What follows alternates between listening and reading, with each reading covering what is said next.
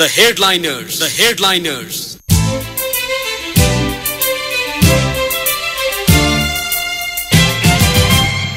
नमस्कार श्रोता, द हेडलाइनर्सबाट कार्यक्रम लिएर तेजेन्द्र आएको छु। समसामयिक विषयमा कुराकानी हुन्छ यो कार्यक्रम अनि तपाईले शनिबार बाहेक अरू दिन ठिक यसै समयदेखि आधा घण्टासम्म कार्यक्रम सुन्न सक्नुहुनेछ।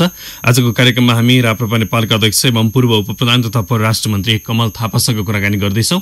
कार्यक्रम सुन्दै जाँदा तपाईलाई पनि कुनै जिज्ञासा आए हामीले हाम्रो स्टुडियोको टेलिफोन नम्बर 55 41 906 मा फोन गरेर प्रश्न टिपाउन सक्नुहुन्छ।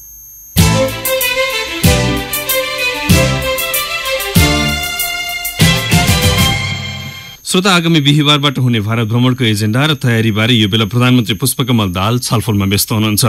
4 दिने आफ्नो भ्रमणमा राष्ट्रिय हित विपरीतका कुनै पनि सम्झौता नगर्ने प्रतिबद्धता व्यक्त गर्दै आउनुभएका प्रधानमन्त्री दाहालले दलीय सहमतिकै आधारमा भ्रमण एजेन्डा तय गर्ने उल्लेख गर्नुभएको छ। तत्कालीन प्रधानमन्त्री केपी शर्मा ओलीको भारत भ्रमणका क्रममा भएको 7 बुँदे सहमति कार्यान्वयनका लागि समेत पहल गर्न आवश्यक रहेको समेत सुझाव विभिन्न क्षेत्रबाट आएका छन्। मधेसी मोर्चाको माग सम्बोधनका लागि भ्रमण अगावै संविधान संशोधन गर्ने विषय भने तत्काललाई टरेको छ। आजको कार्यक्रममा हामी यी र यस्तै समसामयिक राजनीतिक विषयमा राप्रपा नेपालको धारणा बुझ्ने प्रयास गर्नेछौँ। यसका लागि मैले राप्रपा नेपालका अध्यक्ष तथा पूर्व उपप्रधान तथा परराष्ट्र मन्त्री कमल थापालाई बोलाएको छु। उहाँ यति बेला हाम्रो टेलिफोन सम्पर्कमा हुनुहुन्छ। अध्यक्षज्यू, स्वागत छ द हेडलाइनर्समा। धन्यवाद। यो बेला नेपालगञ्जमा हुनुहुन्छ, पार्टीलाई थप बलियो बनाउन देश दौडामा हुनुहुन्छ। कुन कुन विषयमा अभियान केन्द्रित छन्?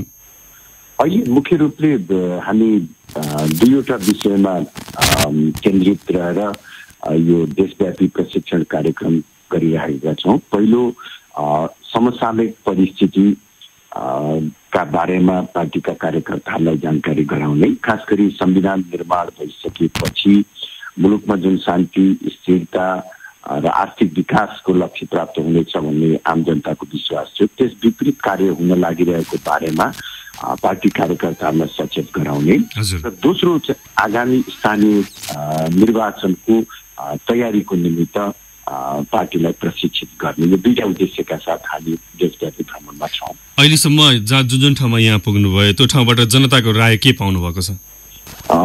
अत्यन्तै उत्साहजनक रेस्पोन्स हामीले पाएका छौँ र खास गरी यो 20 वर्षको समयपछि अर्थात् 10 वर्षको जनयुद्ध र 10 वर्षको संक्रमण कालपछि देशमा धेरै ठुलो बलिदानबाट संविधान निर्माण भएको थियो र यो संविधान निर्माण भइसकेपछि देशमा लामो समयदेखि काम रहँदै आएको राजनीतिक अस्थिरता अन्त हुन्छ, प्रजातन्त्र बलियो हुन्छ र देशको अब आर्थिक विकास चाँडोभन्दा चाँडो हुन्छ, विगतका त्रुटि र कमजोरीहरूलाई पार्टीहरूले सच्याउनेछन् भन्ने जुन जनतामा एउटा आशा र विश्वास पलाएको थियो, त्यो 1 वर्षको घटनाक्रमले गर्दाखेरि जनतामा बिस्तारै निराशा र अविश्वासको भावना बढ्न लागेको हामीले पाएका छौँ। हजुर, जस्तो जुन रूपमा यहाँ सरकारमा हुनुहुन्थ्यो, उप प्रधानमन्त्री तथा परराष्ट्र मन्त्रालय लिएर यो राप्रपा नेपालको नेतृत्व गर्दै यहाँ सरकारमा हुनुभएको थियो। त्यो बेला 8-9 महिनाको अवधि त यहाँ पनि सरकारमा हुनुहुन्थ्यो। जनतामा एक प्रकारको यो संविधानप्रति सकारात्मक कुरा जगाउनको लागि त यहाँको पनि भूमिका थियो नि, हैन? हो, निश्चित पनि। हेर्नुहोस्, वास्तवमा के भने संविधान जारी भइसकेपछि यद्यपि त्यो संविधानमा केही कमी कमजोरीहरू रहेका छन्, हाम्रै पार्टीको पनि आधारभूत मान्यताहरू स्थापित हुन सकेको छैन, तथापि त्यो संविधान विश्वको प्रचलित प्रजातान्त्रिक मूल्य र मान्यतालाई आत्मसात गरेको, समावेशी समानुपातिक विधानसभाबाट अग्रगामी रहेको कारणले गर्दाखेरि हामीले पनि त्यसलाई स्वीकार गरेका थियौँ र सरकारमा पनि गयौँ र त्यसका बारेमा जनतालाई जानकारी गराउने प्रयास गर्यौँ कि हाम्रा आफ्ना एजेन्डाहरू स्थापित नभए पनि यो प्रजातन्त्र यो संविधानलाई स्वीकार गर्दै जानुपर्छ। र त्यो बेलाको सरकारले हामीले इमान्दारीपूर्वक भन्नुपर्दछ कि संविधानको कार्यान्वयनको निमित्त गम्भीरताका साथ प्रयास गरिरहेको थियो। मङ्सिरमा स्थानीय चुनाव गर्ने, त्यसपछि 74 साल मङ्सिरसम्ममा प्रदेश र संसदको चुनाव सम्पन्न गर्ने गरी कार्ययोजना बनाएको थियो। मधेसको समस्या जति बेला सरकार गठन हुँदाखेरि मधेसमा आन्दोलनको आगो बढिरहेको थियो, त्यसलाई राजनैतिक ढङ्गबाट समाधान गर्ने प्रयास भइरहेको थियो। धेरै हदसम्म सफलता पनि प्राप्त भएको थियो। त्यो बेलामा सरकार गठन हुँदाखेरि भारतबाट अघोषित नाकाबन्दी थियो, आपूर्तिको असहज अवस्था थियो, त्यसलाई कूटनीतिक ढङ्गबाट हामीले समाधान गर्यौँ र त्यसको साथसाथै भारत र चीन दुवैसँग मैत्रीपूर्ण सम्बन्धलाई चाहिँ थप सुदृढ बनाउने प्रयास गर्यौँ। चीनसँग एउटा दीर्घकालीन आर्थिक विकासको लाई दृष्टिगत गर्दै नयाँ सहमति र सम्झौता गर्ने प्रयास गर्नु र मुलुकको आर्थिक विकासको निमित्त पनि कामहरू भइरहेको थियो, नयाँ नयाँ योजनाहरू आइरहेको थियो। तर त्यो अवस्थामा हठात यो 6 महिना नपुग्दै सरकार ढाल्ने प्रयास भयो र 9 महिनाको बिचमा सरकार चाहिँ ढालियो। त्यसबाट चाहिँ जनतामा अहिले निराशा के भयो भने अब बहुदलीय प्रजातन्त्र पुनर्स्थापना भएको 26 वर्षमा 24वटा सरकार परिवर्तन भयो, गणतन्त्र आएपछि 9वटा चाहिँ सरकार परिवर्तन भयो। त्यसै राजनीतिक अस्थिरता भयो।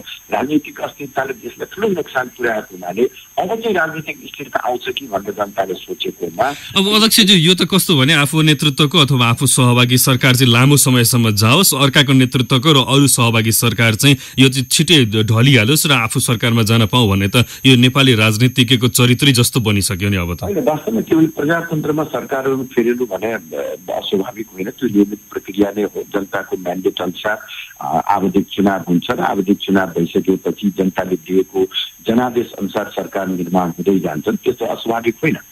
तर अहिले के भन्दैछ, जुन लामो समयसम्म राजनीतिक अस्थिरता थियो, वर्ष दिनमा सरकार फेरिने प्रवृत्ति कायम रहेको थियो, कमसेकम त्यसमा सुधार आउँछ भनेकोमा अब संविधान जारी भएर अर्को चुनाव हुने यो 2 वर्षको अवधिमा 3वटा सरकार बन्ने हो।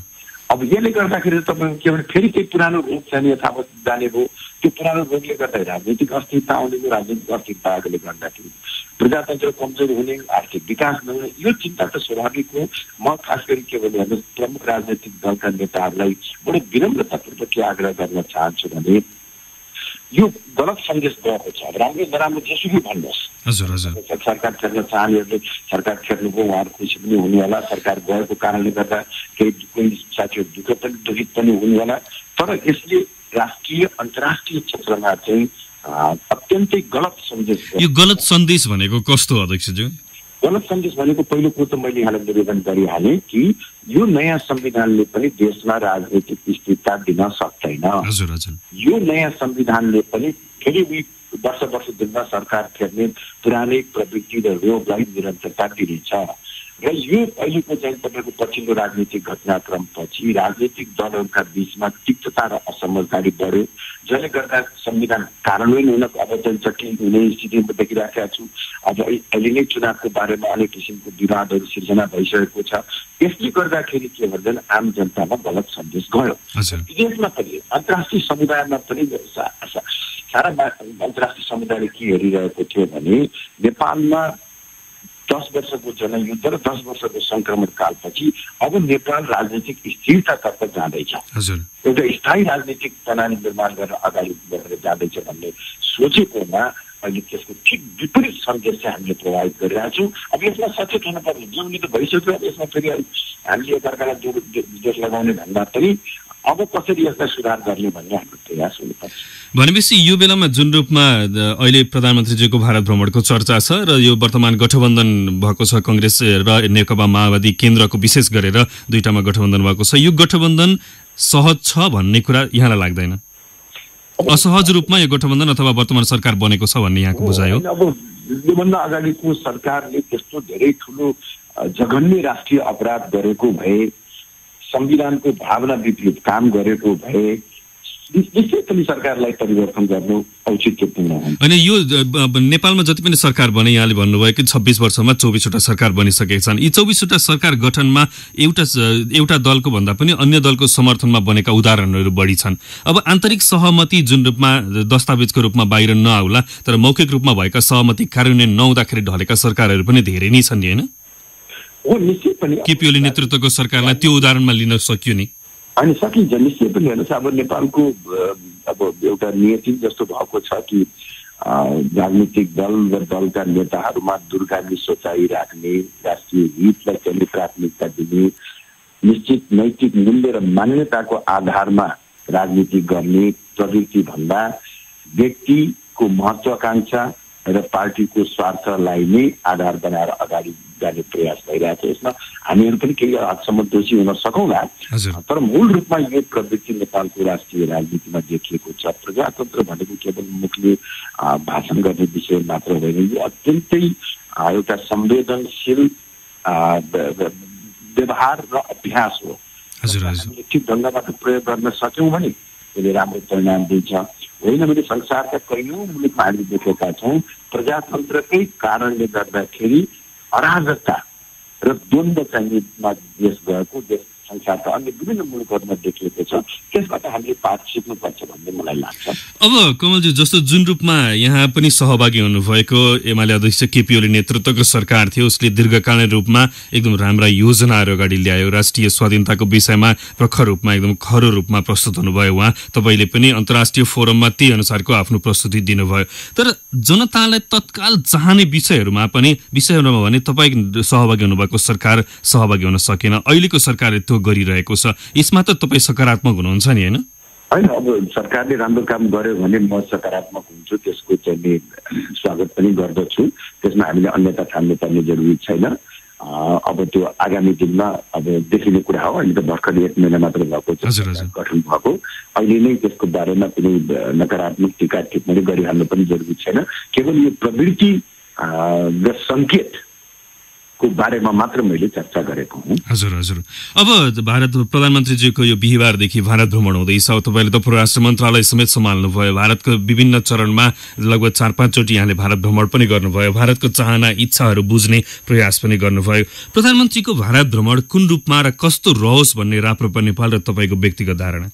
अनि म पहिला कुरो त के अहिले यहाँलाई स्पष्ट पार्नु भने हेर्नुहोस्, अब प्रधानमन्त्री देशलाई प्रतिनिधित्व गरेर भारत भ्रमणमा जान लाग्नु भएको छ। त्यस कारणले गर्दाखेरि यो अवस्थामा हामीले प्रधानमन्त्रीको हातलाई कमजोर बनाउने ढङ्गबाट नकारात्मक टीका टिप्पणी गर्नुहुन्न। उहाँलाई शुभेच्छा शुभकामना दिनुपर्छ। अब जहाँसम्म यो भ्रमणको औचित्य, यसको महत्त्व, यसको प्राथमिकताको कुरा छ, हेर्नुहोस् अब यो अहिले नै चर्चा गर्ने भन्दा पनि मलाई लाग्छ उहाँ फर्केर आइसकेपछि यस बारेमा चर्चा गर्ने उपयुक्त हुन्छ। अहिले हाम्रो नेपालमा देखा परेको एउटा विकृतिहरूमध्ये, एउटा कूटनीतिक विकृति मध्ये सरकार चाहिँ गठन हुने बित्तिकै मानव कि कुनै अब देशको राजदूत नियुक्त भएर आएपछि राष्ट्र प्रमुख समक्ष ओझाको प्रमाणपत्र पेश दिनुपर्छ। त्यसै गरी हाम्रो देशमा चाहिँ प्रधानमन्त्री नियुक्त भएपछि एकपटक छिमेकको भ्रमणमा गएर सकेसम्म चाँडो भेट्नुपर्छ भन्ने जुन मानसिकता छ, यो आफैमा एउटा गलत मानसिकता हो। दोस्रो कुरो, अहिले बारम्बार म सुनिराखेको छु प्रधानमन्त्री पुष्पकमल दाहालले म भारतसँगको सम्बन्धलाई सुधार गर्नको निमित्त गइराखेको छु भन्ने यो मान्यता नै एउटा गलत धरातलमा खडा भएको छ। भारतसँगको अहिले हाम्रो सम्बन्ध राम्रो छ। उहाँले सम्बन्ध बिग्रेको छ भनेर व्याख्या गर्न खोजे तापनि नेपाल भारत सम्बन्ध नियमित छ, मैत्रीपूर्ण छ र ठिक ढङ्गले अगाडि बढिरहेको छ। होला अब भारतका केही राजनीतिक दल अथवा व्यक्तिहरूलाई नेपालको कुनै व्यक्ति अथवा दलहरूप्रतिको कुनै आफ्नो सकारात्मक धारणा वा नकारात्मक धारणा हुन सक्छन्, प्रेफरेन्सको कुरा हो। तर नेपाल र भारतको सम्बन्ध, राज्य स्तरको सम्बन्ध, सरकार बीचको सम्बन्ध, जनताको बीचको सम्बन्ध चाहिँ अत्यन्तै राम्रो रहेको छ र सुधार गर्छु भन्ने भन्दा पनि उहाँले सम्बन्धलाई अझ सुदृढ तुल्याउँछु, नयाँ उचाइमा लैजान्छु, नयाँ सम्भावनाहरूको खोजी गर्छु भन्नुभएको उपयुक्त हुन्थ्यो। तर सम्बन्ध बिग्रिएको छ, म सम्बन्धलाई ठिक पार्छु भनेर भन्दाखेरि त उहाँ जान नै एउटा चाहिँ गलत मानसिकताबाट गइरहनु भएको छ भन्ने मलाई लाग्छ। यो सम्बन्ध जुन रूपमा अहिले छ, यो सम्बन्ध नेपालमा संविधान घोषणा गर्नुभन्दा अगाडिको जस्तो त छैन नि, होइन?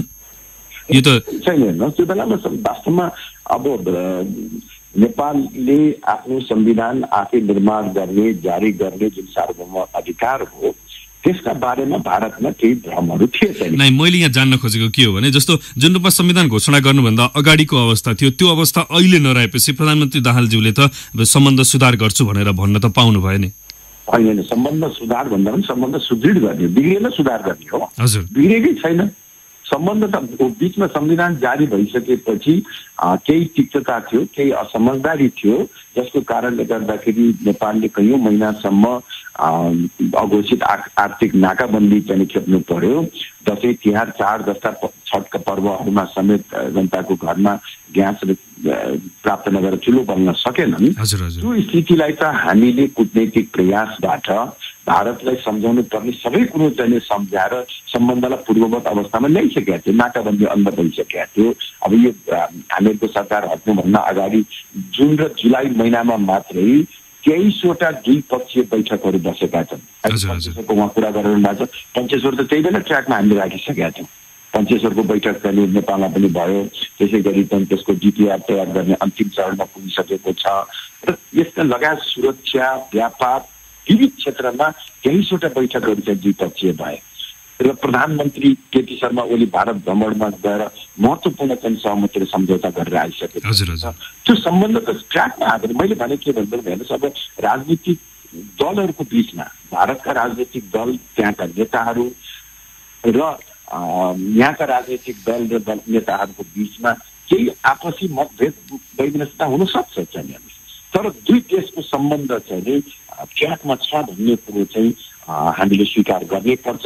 यदि त्यो स्थितिलाई हामीले ठिक ढङ्गबाट बुझ्न सकेनौँ भने पनि मलाई लाग्छ हामीले ठिक ढङ्गबाट अगाडि बढ्न पनि सक्दैन। अब अध्यक्षज्यू, जुन रूपमा अहिले प्रधानमन्त्रीज्यूको भारत भ्रमणको चर्चा चलिएको छ, बिहिबारदेखि 4 दिने औपचारिक भ्रमणमा भारत जाँदै हुनुहुन्छ। अब यो बीचमा सबैभन्दा बढी चासो दिएको दल भनेको एमाले हो, जसको नेतृत्वमा सरकार बन्दाखेरि तपाईँ उपप्रधानमन्त्री सहित सरकारमा सहभागी हुनुहुन्थ्यो र प्रभावकारी रूपमा काम गर्नुभयो। विशेष गरेर परराष्ट्र मन्त्रालय तपाईँले सम्हाल्नु भएको कारणले गर्दा जुन रूपमा एमाले अहिले भारत भ्रमणको विषयमा बढी चासो दिइरहेको छ प्रधानमन्त्रीज्यूको, यसलाई कसरी हेर्नुहुन्छ तपाईँ? कि आन्तरिक सहमतिहरू भएका थिए जुन सहमति बाहिर आउँछ भन्ने डर एमालेलाई छ? अब हेर्नुहोस्, मलाई लाग्छ के भने अहिले प्रधानमन्त्रीको भारत भ्रमणलाई हामीले आवश्यकता भन्दा बढी महत्त्व दिएर हेर्नुपर्ने जरुरी छैन। मैले हिजो सञ्चार माध्यममा सुने एमालेले लामो चाहिँ फेरिस्त सहितको ज्ञापन पत्र बुझाएको छ। म त्यो ज्ञापन पत्र बुझाइराख्नु पर्ने आवश्यकतै देख्दिन। मेरो चासो पनि यही हो। यो किन यति धेरै एमालेले प्रधानमन्त्रीज्यूको यो भ्रमणलाई? अब एमालेको आफ्नै किसिमको मानसिकताहरू छन् हेर्नु, त्यसकारणले एमालेको बारेमा म आधिकारिक रूपमा केही भन्न सक्दिनँ। मैले मात्रै जान्न खोजेको, जस्तो तपाईँ परराष्ट्र मन्त्री रहनु हुँदाखेरि केही आन्तरिक सहमतिहरू भएका थिए, ती चाहिँ पुष्पकमल दाहालज्यूको भारत भ्रमणका क्रममा बाहिर आउँछ भन्ने एउटा डर एमालेमा पैदा भएको होइन। मलाई लाग्छ त्यस्तो कुनै किसिमको आन्तरिक समझदारी भन्ने प्रश्नै आउँदैन। दुई देशको सम्बन्धमा जुन किसिमको व्यापकता छ, जुन किसिमको त्यसको परिवेश छ, त्यसलाई दृष्टिगत गर्दाखेरि कुनै आन्तरिक अथवा लुकाउनु पर्ने गोप्य सहमति सम्झौता विगतमा भएको पनि थिएन, हुने कुरो पनि भएन। त्यसमा चाहिँ बाहिर आउने भन्ने प्रश्न आउँदैन। हजुर हजुर। र हामीले मलाई लाग्छ चाहिँ के भने वास्तवमा प्रधानमन्त्री पुष्पकमल दाहालजी अब सरकार गठन भएको 1 महिनाभित्रै भारत भ्रमणमा जाँदै हुनुहुन्छ। यो नितान्त एउटा सद्भाव भ्रमण हेर्नुहोस्। हजुर हजुर। अब वास्तवमा दुई देशको सम्बन्धको कुरा गर्ने त उहाँले सरकार गठन हुँदाको केही दिनभित्रमा नै उप प्रधानमन्त्री आफूपछि दोस्रो व्यक्तिलाई भारत भ्रमणमा पठाइसक्नु भएको छ। त्यसपछि परराष्ट्र मन्त्री चाहिँ अहिले दिल्लीमै हुनुहुन्छ। यो 1 महिनाको बिचमा 3-4 चाहिँ ठुलो चाहिँ महत्त्वपूर्ण भ्रमण चाहिँ भइराखेको छ। त्यस कारणले गर्दाखेरि मलाई लाग्छ यसलाई हामीले त्यो कुनै एउटा एजेन्डाको रूपमा भन्दा पनि एउटा सद्भावपूर्ण भ्रमणको रूपमा हामीले लिनुपर्छ। र दोस्रो कुरो, एउटा भारतले पनि के कुरा बुझेको छ भने, जसरी तपाईँ हामी सबैले बुझेका छौँ, पुष्पकमल दाहालजी चैत महिनासम्मको मात्रै प्रधानमन्त्री हो। चैत महिनासम्मको चाहिँ प्रधानमन्त्रीसँग भारतले के हासिल गर्न सक्छ र दीर्घकालीन रूपमा? हजुर हजुर। मलाई लाग्छ त्यो चाहिँ कुनै सम्भावना छ। यसमा धेरै चिन्ता गर्नु पर्दैन। पुष्पकमल दाहालजी जानुहुन्छ, भारतीय नेताहरूसँग भेट्नुहुन्छ, व्यक्तिगत सम्पर्क सम्बन्ध बढाउनुहुन्छ, उहाँलाई हामीले शुभेच्छा दिनुपर्छ, भेटेर आउनुहुन्छ, ठिकै छ। यो भारतले चाहिँ के चाहन्छ? जस्तो नेपालबाट प्रधानमन्त्री स्तरको भ्रमण हुँदाखेरि भारतका चाहनाहरू, इच्छाहरू चाहिँ के रहने रहेछन्? अहिले भारतको चाहना भन्दा पनि हामीले के चाहना चाहिँ व्यक्त गरिराखेका छौँ भन्ने महत्त्वपूर्ण कुरा हो। मैले अघि पनि सुरुमा चाहिँ साङ्केतिक रूपमा भने, स्वाभाविक रूपले भारतको परराष्ट्र नीतिमा आफ्ना छिमेकमा प्रभुत्व कायम राख्ने नीति प्रबल रूपमा रहँदै आएको छ। हजुर हजुर। र सरकार गठन भएको 1 महिना पुग्दा नपुग्दै हामी चाहिँ भारत दिल्ली दरबारमा गएर चाहिँ आफ्नो एक प्रकारले ओहदाको प्रमाणपत्र पेश गर्ने ढङ्गबाट जुन व्यवहार गरिराखेका छौँ, त्यसले त्यो भारतको चाहनालाई परिपूर्ति गरिराखेका छ। हामी तपाईँकै प्रभाव क्षेत्रभित्र छौँ नेपालमा सरकार गठन भएपछि सबभन्दा पहिला काम भारत भ्रमणमा जानुपर्छ, दिल्लीमा गएर प्रतिवेदन बुझाउनु पर्छ, त्यहाँ सम्पर्क र सम्बन्ध राखेपछि मात्रै देशमा काम गर्न पाइन्छ, आधिकारिकता पाइन्छ भन्ने यो मानसिकतालाई फेरि एकपटक पुष्टि भएको छ। भारतले चाहेको त्यही हो। यो विगतमा तपाईँ सहभागी हुनुभएको सरकारबाट पनि यही पुष्टि गरेको थियो भन्न खोज्नुभयो यहाँनिर, होइन? होइन, अब यो विगतमा केही नभएर त यो काम हुन थालेको छ भन्ने कुरो बुझ्न सकिँदैन र। हजुर हजुर अध्यक्षजी, यहीँ रोक्छु एकैछिन, कार्यक्रममा एउटा छोटो कमर्सियल ब्रेक लिन्छु। केही मेरा प्रश्न बाँकी छन्, केही श्रोताको प्रश्न बाँकी छन्, टेलिफोन सम्पर्कमै रहिदिनु हुन आग्रह गर्दै अहिलेलाई भने कार्यक्रममा ब्रेकको पालो। पुनः स्वागत छ श्रोता, कार्यक्रम द हेडलाइन्समा। आजको कार्यक्रममा हामी राप्रपा नेपालका अध्यक्ष पूर्व उपप्रधान तथा परराष्ट्र मन्त्री कमल थापासँग कुराकानी गरिरहेको छौँ। अध्यक्षज्यू, पुनः स्वागत छ कार्यक्रममा। धन्यवाद। मेरो प्रश्न राख्नुभन्दा अगाडि श्रोताको प्रश्न समेटिहाल्छु। चुडामणि भट्टराईले मोरङबाट, सानु योन्जनले भक्तपुरबाट र दिनेश मण्डलले सप्तरीबाट एउटै आशयको प्रश्न राख्नु भएको छ। ओली नेतृत्वको सरकारमा रहँदा हिन्दू राष्ट्रको विषयमा कुनै कुरा उठाउनु भएन, अहिले सरकारबाट हटेपछि फेरि यही विषय किन चर्चामा छ भनेर सोध्नु भएको छ। होइन, मलाई लाग्छ उहाँहरूलाई भ्रम परेको छ। हामी सरकारमा रहँदा पनि हिन्दुत्वको एजेन्डालाई सशक्त रूपमा उठाएका छौँ, खास गरी पार्टीगत रूपमा। देशव्यापी रूपमा त्यही बेलामा पनि हामीले हिन्दुत्व जागरण सभा गरेका थियौँ र म आफै त्यो बेलामा सरकारमा रहेर पनि त्यो हिन्दुत्व जागरण सभाको माध्यमबाट एउटा सशक्त जनमत सिर्जना गर्ने प्रयास हामी गरिराखेका थियौँ र त्यही बेलामा पनि मैले भनेको थिएँ कि अब संविधान संशोधन गर्दाखेरि हिन्दू राष्ट्रको एजेन्डा पनि समावेश गर्नुपर्छ भनेर मैले त्यो बेलामा पनि भनेको थिएँ। हजुर हजुर विशम्बर कोइरालाले कौशलटारबाट र हेमराज दाहालले भोजपुरबाट सोध्नु भएको छ। यही सम्बन्धित प्रश्नले संवैधानिक राजतन्त्र र हिन्दू राष्ट्रको विषयमा फेरि सहमति र बहस हुँदैछ भन्ने सुनिन्छ, यसमा सत्यता छ वा छैन भनेर? अब स्वाभाविक रूपले यो विषय राष्ट्रिय बहसको रूपमा रहेको छ, किनभने जुन किसिमबाट निर्णय भयो त्यसमा जनताको भावना सही ढङ्गबाट प्रतिबिम्बित हुन सकेको छैन भन्ने महसुस भएको छ। त्यसैले यो निरन्तर बहसमा रहन्छ नै। यस उपेन्द्र यादवले सप्तरीबाट सोध्नु भएको छ, तपाईँको जनताप्रतिको विश्वासको आधार भनेकै हिन्दू राज्य हो, यो एजेन्डाबाट तपाईँ हट्ने सम्भावना छ कि छैन भनेर? छैन। हेर्नुहोस्, वास्तवमा राप्रपा नेपालले नेपालको राष्ट्रिय राजनीतिमा एउटा वैकल्पिक विचार र वैकल्पिक मार्गचित्र, राष्ट्र निर्माणको वैकल्पिक मार्गचित्र लिएर अगाडि बढिरहेको छ र त्यो मार्गचित्र भनेको राष्ट्रियता, प्रजातन्त्र र हिन्दुत्वको धरातलमा समृद्ध नेपालको निर्माण हो। हामी कति पनि विचलित हुन्नौँ। उत्तम थापाले नैकाबाट र विश्वम्बर प्रसाद लैटेले ओखलडुङ्गाबाट सोध्नु भएको छ, सबै दल र पार्टीले आफ्नो नेता र कार्यकर्तालाई बलियो बनाउने, सशक्त बनाउने भनिरहँदा जनतामा देखेको विखण्डनलाई हटाउन, जनतालाई एकताबद्ध, बलियो र स्वाभिमानी बनाउन राप्रपा नेपालसँग के योजना छ भनेर? वास्तवमा नेपाली जनताका बीचमा राष्ट्रिय एकतालाई सुदृढ तुल्याउनको निमित्त, सामाजिक सांस्कृतिक सद्भावलाई सुदृढ तुल्याउनको निमित्त नै राप्रपा नेपालले एउटा वैकल्पिक एजेन्डा लिएर अगाडि बढिरहेको हो र हामीलाई के लाग्छ भने कुनै पनि मुलुकको राष्ट्रिय एकता, अखण्डता शून्यमा खडा भएको हुँदैन। विगतमा त्यसका जुन एउटा आधार स्तम्भहरू थिए त्यो आधार स्तम्भहरू भत्काइएको हुनाले गर्दाखेरि अहिले त्यो एउटा असहज अवस्था सिर्जना भएको छ। अब भत्काइएका मान्यताहरूलाई पुरानै रूपमा हामीले पुनर्स्थापित गर्न नसकौँला, तर त्यसले पार्ने ड्यामेजलाई कन्ट्रोल गर्दै यथासम्भव मान्यताहरूलाई स्थापित गर्दै लानुपर्छ भन्ने धारणा छ र त्यसले चाहिँ मलाई लाग्छ नेपालमा एउटा सुदृढ राष्ट्रिय एकता कायम हुन सक्छ। हजुर अध्यक्षज्यू, अब केही मेरा प्रश्न लगभग 3 मिनट मात्रै हामीसँग बाँकी छ। जस्तो जुन रूपमा उप प्रधानमन्त्री विमलेन्द्र निधिज्यूले भारत भ्रमण गर्नुभयो र भारतीय प्रधानमन्त्री नरेन्द्र मोदीलाई प्रधानमन्त्री पुष्पकमल दाहालको सन्देश स्वरूप एउटा पत्र बुझाउनु भयो भनेर निकै चर्चामा आयो। यो पत्रबारे तपाईँको धारणा के हो? अब वास्तवमा आफू पछिको दोस्रो वरियताको व्यक्तिलाई विशेष दूत बनाएर पठाइसकेपछि छुट्टै पत्र लेख्नु चाहिँ त्यो कूटनैतिक मर्यादाको दृष्टिकोणबाट उपयुक्त होइन, किनभने त्यसले एउटा आशंका पैदा गर्छ चाहिँ।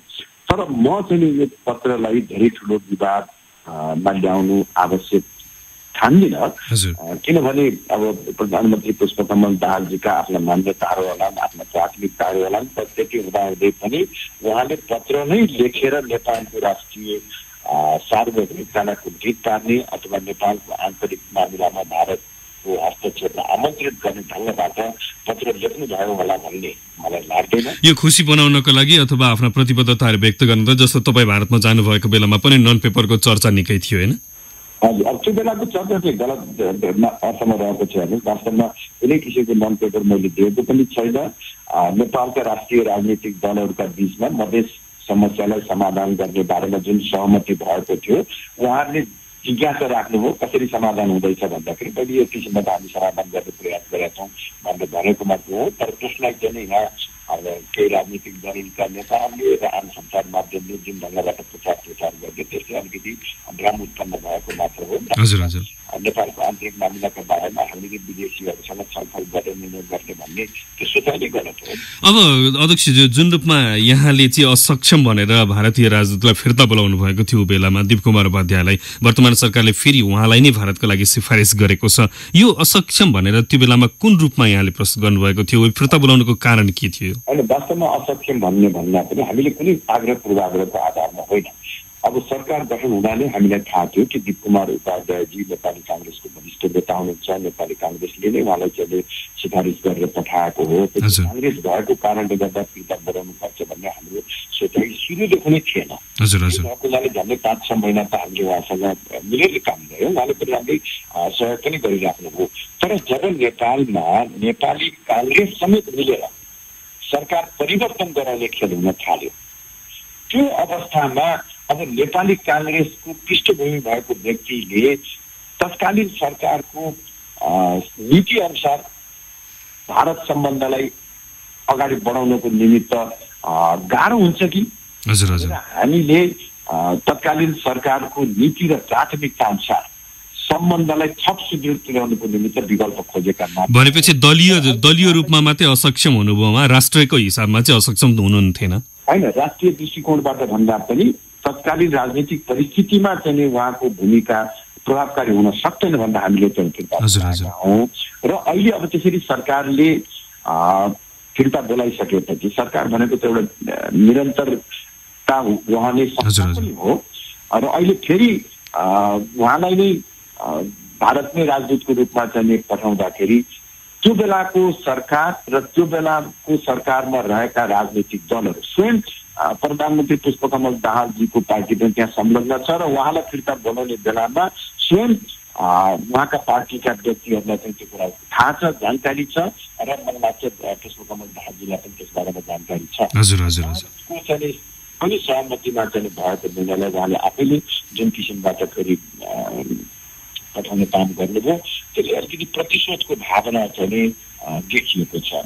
हस् अध्यक्षज्यू, समय दिनुभयो द हेडलाइनर्सको लागि धेरै धेरै आभारी छौँ यहाँसम्म। हस्, धेरै धेरै धन्यवाद। मेरो पनि लोकप्रिय कान्तिपुर एफएमलाई। उहाँ हुनुहुन्थ्यो राप्रपा नेपालका अध्यक्ष पूर्व उपप्रधान तथा परराष्ट्र मन्त्री कमल थापा। उहाँसँग बसेर विशेष गरेर हामीले प्रधानमन्त्री पुष्पकमल दाहालको यही बिहिबारबाट हुने भारतको भ्रमणका विषयमा केन्द्रित भयौँ। आजलाई भने द हेडलाइन्स यति नै। भोलि नयाँ विषयवस्तु अनि नयाँ अतिथिका साथमा आउनेछौँ। प्रविधि संयोजनका लागि दीपकजी अनि गङ्गाजीले धन्यवाद। कार्यक्रमबाट तेजेन्द्र आगे माग्छु। नमस्कार।